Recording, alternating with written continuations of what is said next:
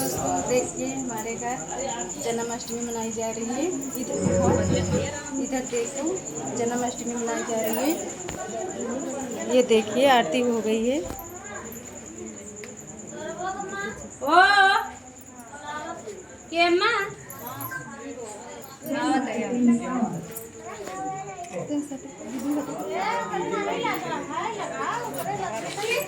देखिए सभी लोग हैं। ये सभी हमारी देवरानी जेठानी है। ये देवरानी है, ये जेठानी है, जेठानी है। ये बड़ी मम्मी हरे हैं। रिश्तेदार भी आए हैं, सब लोग हैं।